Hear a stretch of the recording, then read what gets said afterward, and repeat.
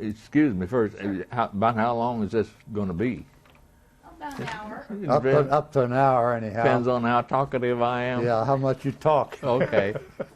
I usually don't say much. Well, you can make this an exception, can't you? Okay, this is the Riley County Veterans History Oral History Project, and today is Monday, October the 20th, 2003. The interviewing is taking place here in the Riley County Courthouse Plaza on 4th Street in Manhattan, Kansas. And we're interviewing the World War II veteran Art Holtman. He was born January 26, 1919, and he currently lives at 1305 Reith here in Manhattan. My name is John Lindholm. I will do the interview, and Diane Glade is operating the recording equipment. So Art, would you please tell us your name, rank, serial number, and your branch of service to start with? I'm Arthur E. Holtman, Tech Sergeant in the Army, and the serial number was 37002702. Okay. You were born in 1919 where, and how about your growing up years?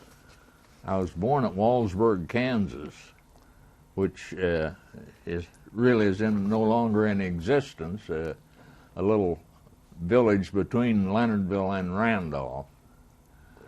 Born on the farm there, and raised on the farm till I left up there about 19. You went to where grade school in? I went to a little one-room schoolhouse, Lee School, a mile and a quarter south from home. Mm-hmm. And, it was the usual story, uphill both ways, and cold in the wintertime. How many were in the 8th grades with you there? There were just two of us. Just two of you? Yeah, yeah. So you had to share the teacher with just another person, huh? Well, I thought you said in 8th grade. There were in the whole school there were probably 12. 12. Yeah, Mm-hmm. yeah. And so that wouldn't cover all the different grades. So your teacher didn't have to have one in each grade, did she? No. Uh-huh. There were, some grades were missing. It was 8 grades, but there wasn't someone in each class. Mm-hmm. You had 3 different teachers when you went there? Yeah. The first teacher I had was for 4.5 years, and then she got married at Christmas time. So Harry Carlson, he was a barber in Leonardville. He had taught school, but they hired him to finish that term, which was my 5th year in school. And then my last teacher, I had her for 3 years. Mm-hmm. Then you went to high school where? Went to high school at Leonardville, mm-hmm. Leonardville Rural High School. Mm-hmm. I graduated from there in 1936, and then went back to school a 5th year for a postgraduate course, and that was a normal training course, and I passed that and got a state normal training teaching certificate. Okay. So that would have been in 37 then when you finished that. Yeah, yeah, I graduated, that was the spring of 37. Mm-hmm. And then I I taught school starting in the fall of 37. I taught the little country school at Wallsburg. It was not my home school, but the next one to it. Taught a couple of my cousins there, plus I think we had six grades there, and $50 a month.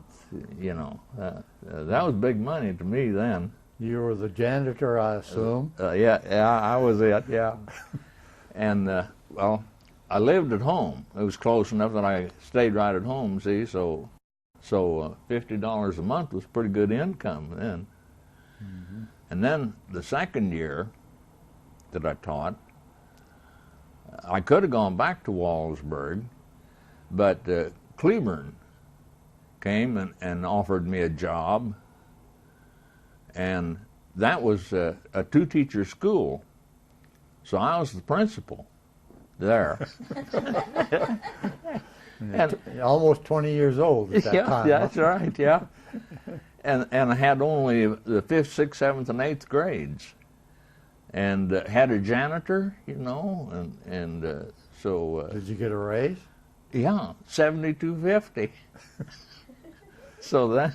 But you couldn't live at home then. No, I couldn't live at home, but I got board and room for $12.50 for a month. Yeah, well, 4 weeks. You know, the school. Yeah. A school month is 4 weeks. But well, my certificate, it was a 2-year certificate, and in order to continue it, I would have had to take some college courses in the summer and all, and I don't know. I really wasn't that enthused about teaching. Okay. And so then I got a job here in Manhattan with the co-op elevator. That would have been in '39, right? Yeah, yeah. Right. June 1st, '39, I came down here. And then that was in the office of the elevator. I think that was after you had to register for the draft, or was that before? That was a little before. The draft, I think that law was passed in either October or November of 1940. Okay. And so, of course, I registered then, got a low number, 270. And, well, then it was in February 24th, 1941, that I was drafted into the Army. Where was this? Well, there were 57 of us that it was the first draft out of Riley County. And this was before Pearl Harbor. Yeah. And we were selectees, you know. We were, that's what they called us. We were selected for service, you know, for a year's training, and we to be done at the end of the year. Well, we nearly had our year in, and then was Pearl Harbor. So that term then was extended for the duration plus 6 months. And for me, it turned out to be almost 5 years. Okay, so where did you report? Fort Leavenworth. Well, I started to say there were 57 of us. And the 24th was a Monday. But the day before, on the 23rd, they had a little event for us, for all of us, over at the Christian church here in Manhattan, and that's where they took this picture. And I was going to bring it along, and I couldn't find it. Okay. But this across the Manhattan Mercury, you know, full all 5, 6 columns, or whatever it is, and all of us were pictured there. Mm-hmm. But on Monday morning, we of course got onto the train down here at Manhattan, snowing that morning, and headed for Kansas City, or that's where the Union Station there. And from there they put us on 2 buses and took us to Fort Leavenworth. And before the day was over, we were in the Army. Okay. And we weren't at Leavenworth very long. I don't recall. 3 or 4, maybe 2 or 3 days was all. Then 8 of us were were sent to Fort Knox, Kentucky. And the rest of the group, they pretty much stayed intact and went to Arkansas, down by Little Rock. Yeah. Forget the name of the camp there, but they became part of the 35th Infantry Division. So I got my basic training in Fort Knox, and that's where I was when on December 7th, 41. That's where I got the news.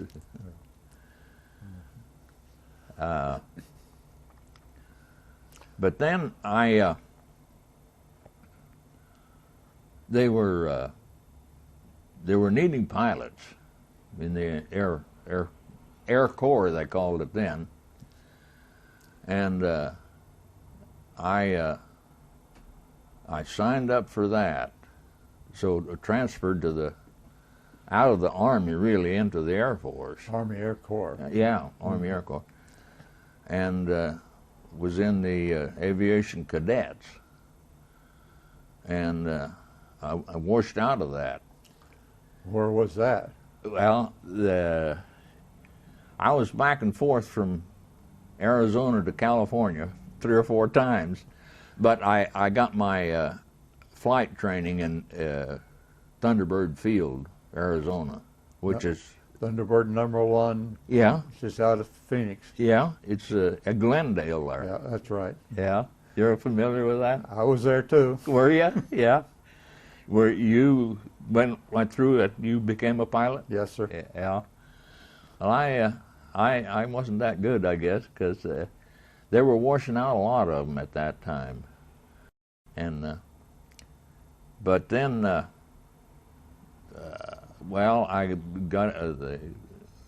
was in an unassigned pool in the Air Corps, and they come around one day and wanted to know if I wanted to go back to the Army. And I was in the armored branch. I was first at Fort Knox, Kentucky. I was in the 1st Armored Corps.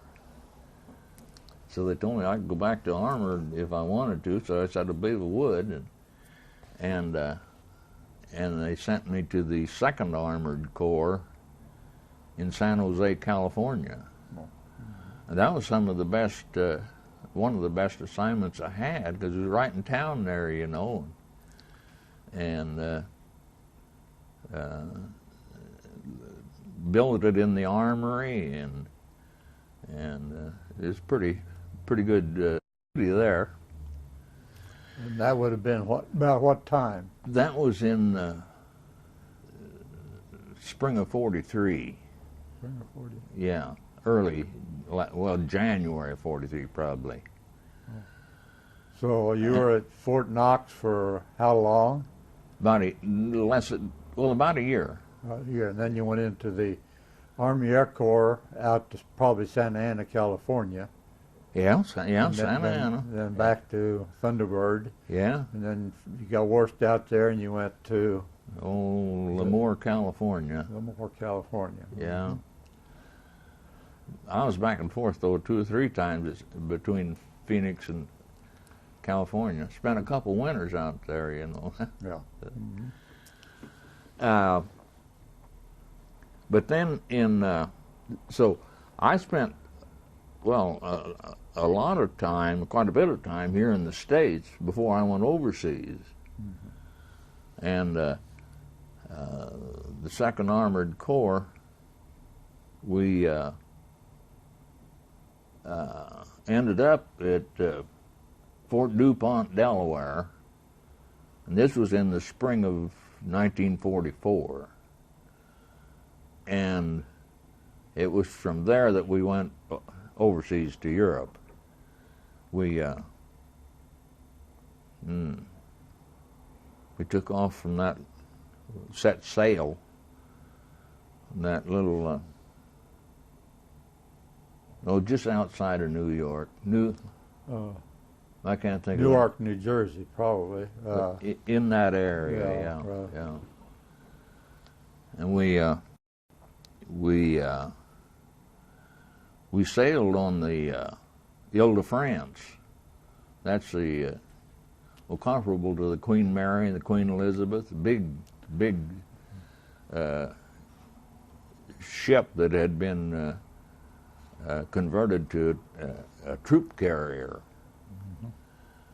They said there was 15,000 troops on it when we went over. Bing Crosby was a part of that. He wasn't in the Army, but he was on the ship. He and his troop, and they entertained us a time or two on the way over.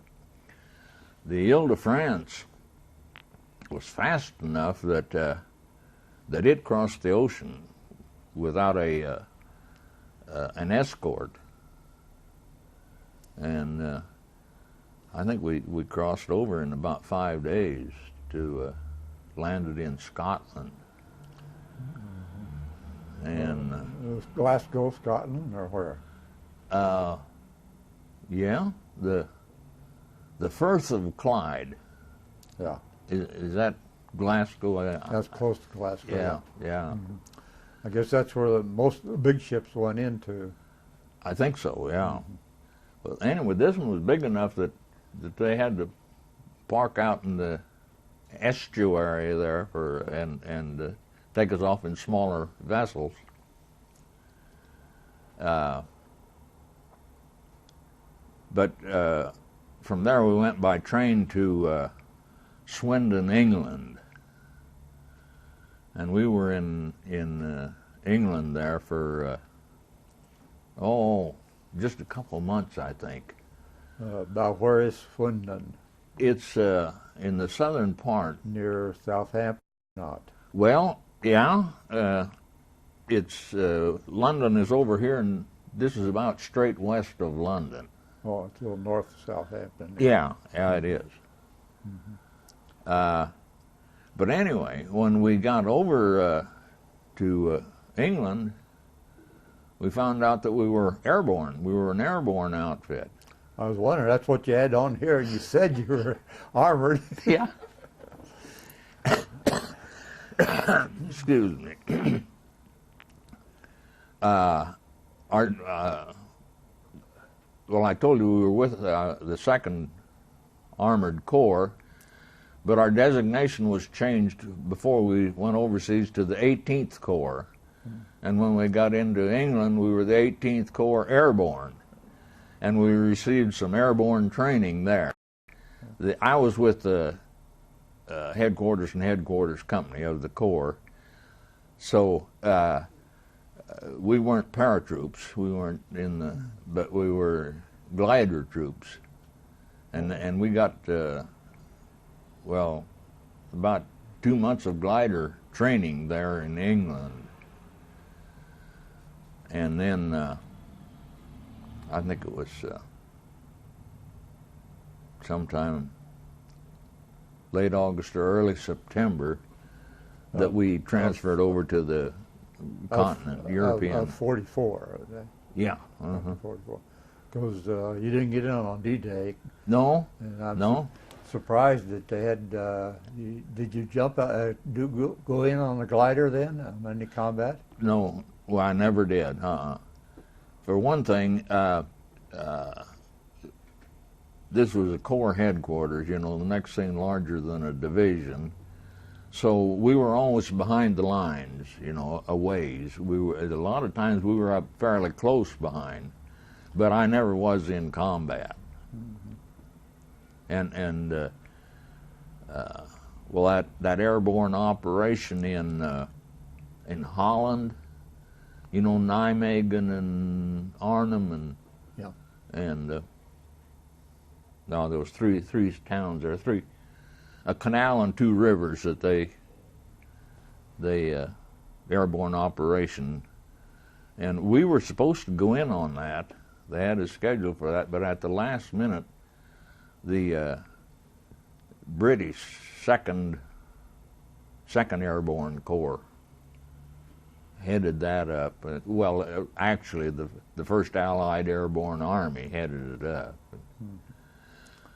But if we'd have gone in on that thing, we'd have gone in on the gliders. But we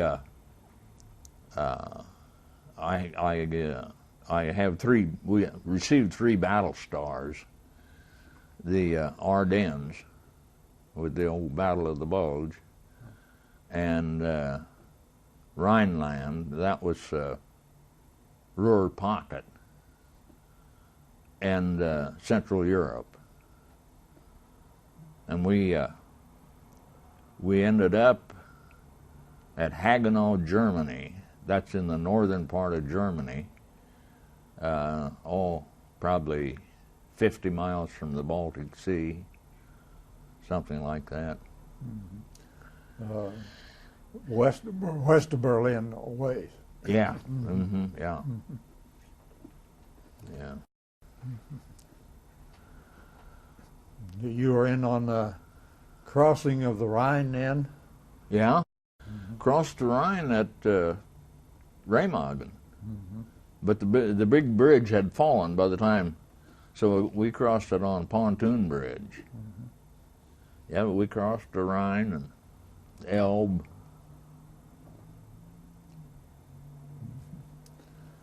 Okay, where were you then when Germany surrendered? At Hagenau, Germany, up north there. And we were, most of my company didn't have as much service as I had, because I'd been floating back and forth in the United States here. And so I was, they were getting out with a point system. They had a point system set up. I was a pretty high point man. But see, the war in the Pacific was still going on, and our outfit was scheduled to go to the Pacific.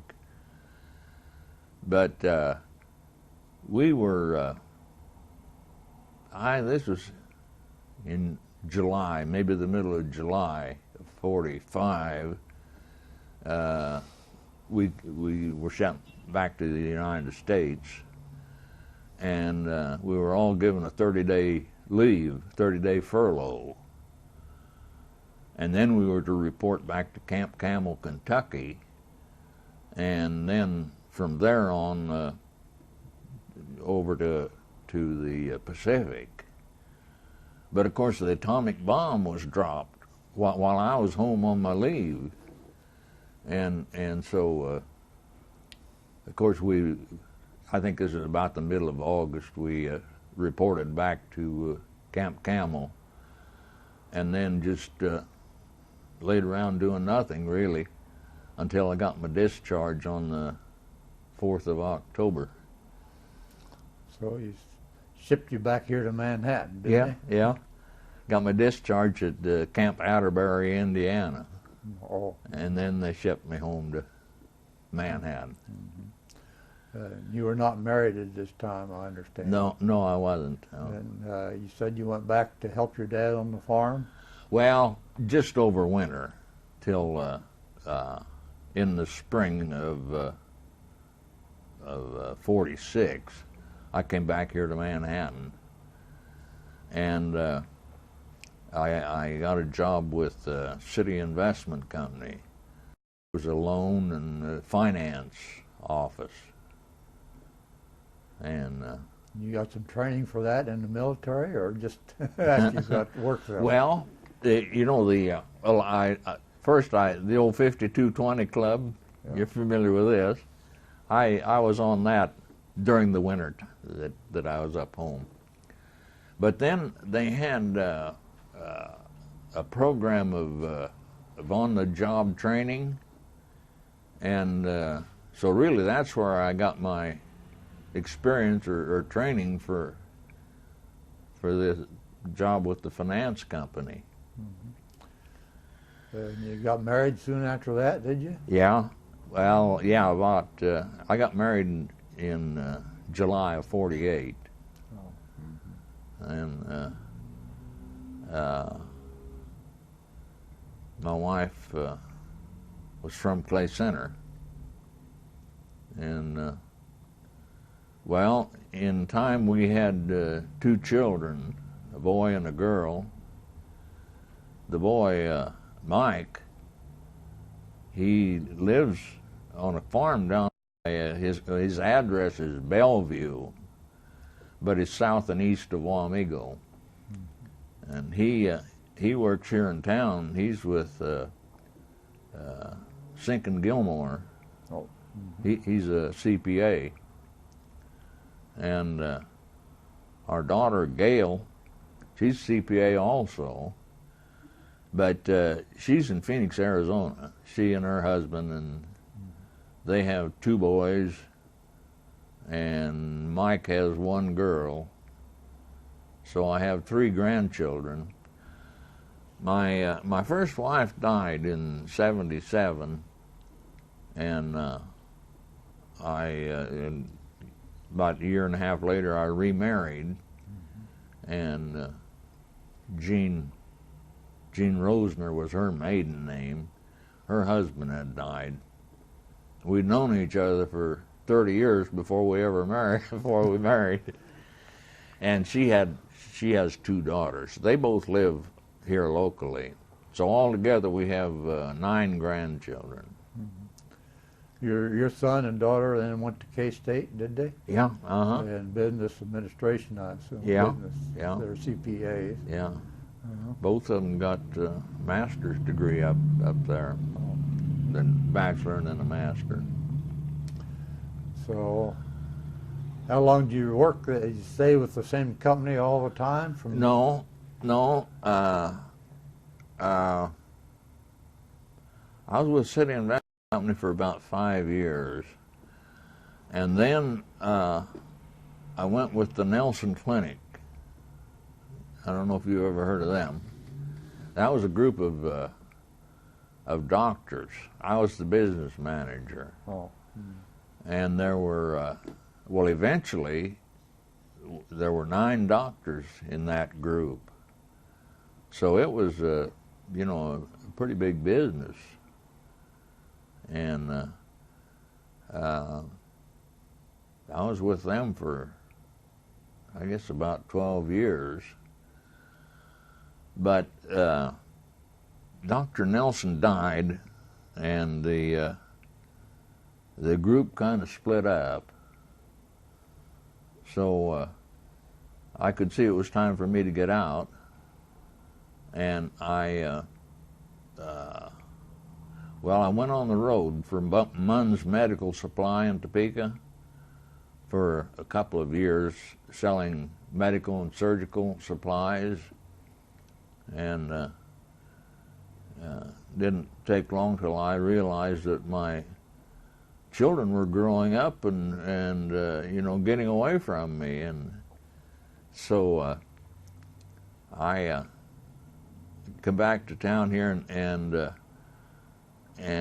went with City Investment Company again for about 5 years.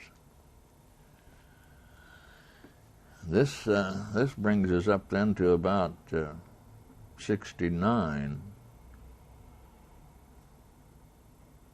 And then,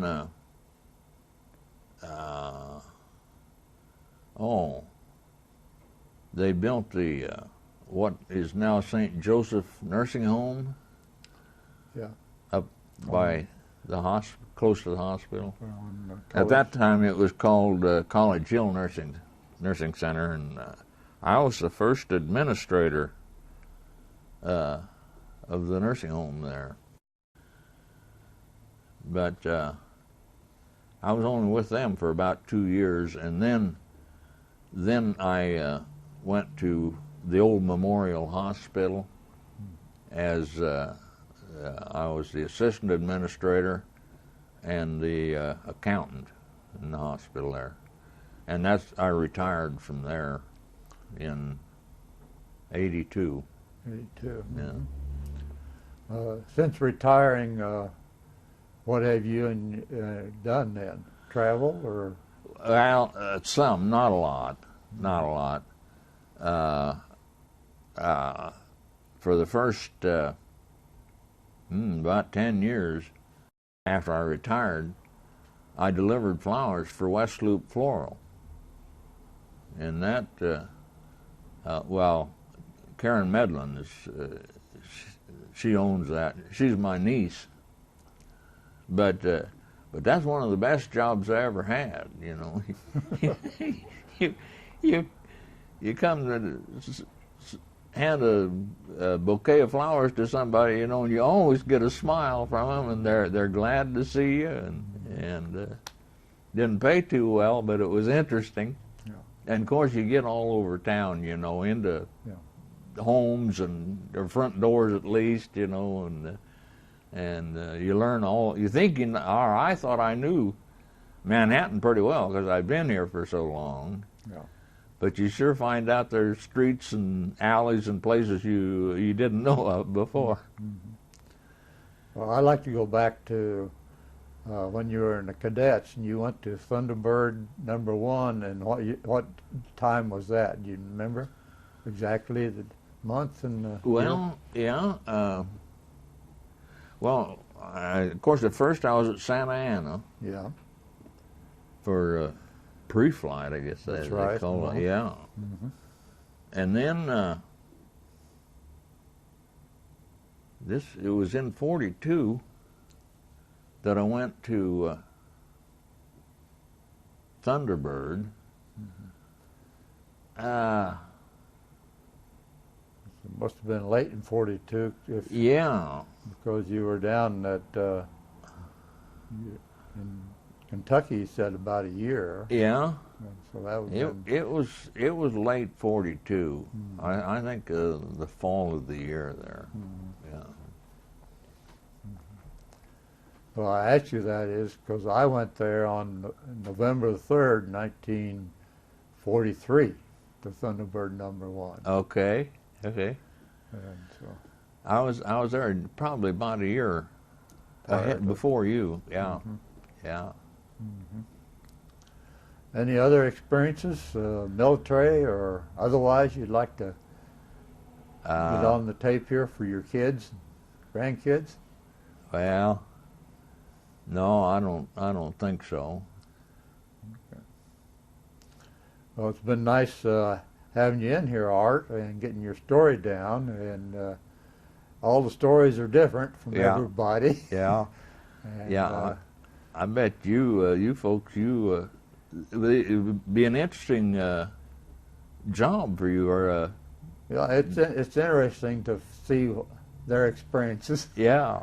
And so we thank you for coming in, and we'll be through here in just a second. Well, I thank you because I'm glad to get this on record, and you folks are doing a great service here. Okay.